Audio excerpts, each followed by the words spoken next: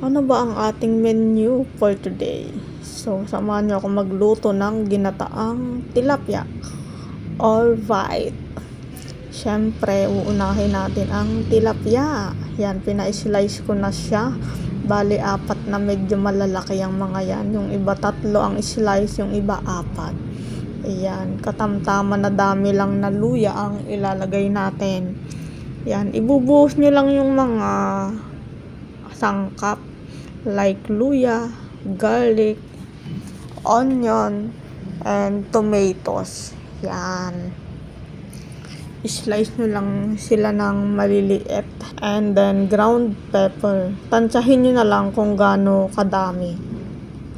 Magaling naman tayo sa tansyahan eh. And then, syempre, wag nyo kakalimutan ang magic sarap. Magic sarap. Baka naman. So, ayan. Tansyahin nyo lang kung gaano karami yung vinegar.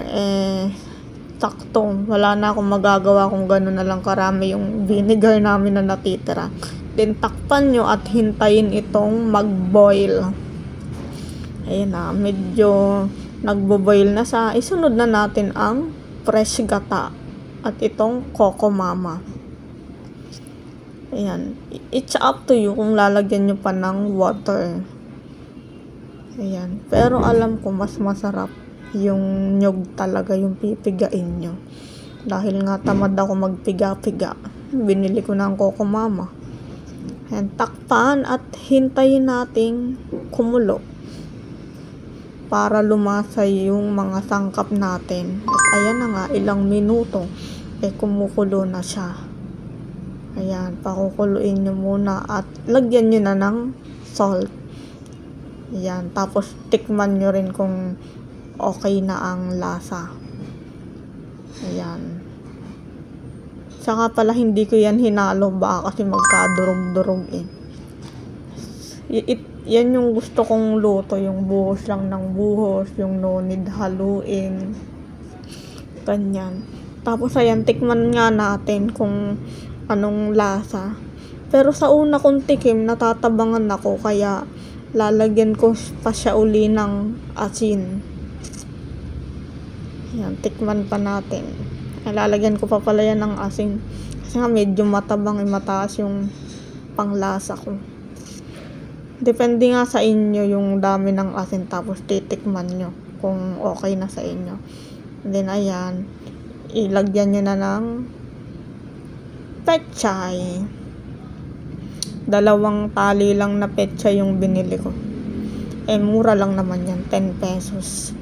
So 2 tali, di 20 pesos. And then, takpan na ulit natin. Hintayin uli natin kumulo-kulo. After ilang minuto, ayan.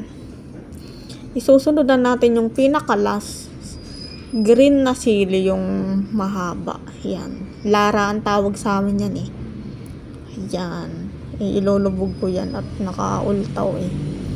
So, ayan. Malapit na siyang maluto. Hinihintay ko na lang maluto yung gata. Yung medyo maiga-iga ng kaunti. And then, itry uli natin kung ano ng lasa. Eh, siyempre, hindi tayo ganun ka-expert. Kaya kailangan natin na lalasahan natin na para sureball tayo. Para pag ina-reserve na natin, hindi tayo mapahiya sa mga kasama natin. Dahil medyo nga matabang. Lagyan uli natin ng asin. Ayan, at hinihintay ko na lang din maluto. Muna tayo. Ayan na, luto na siya. Samahan nyo na akong lumapang mukbangers tayo. So, ayan, sana may natutuhan kayo for today's video. Maraming salamat sa panonood nyo ng aking video. See you in my next one. Bye-bye. God bless.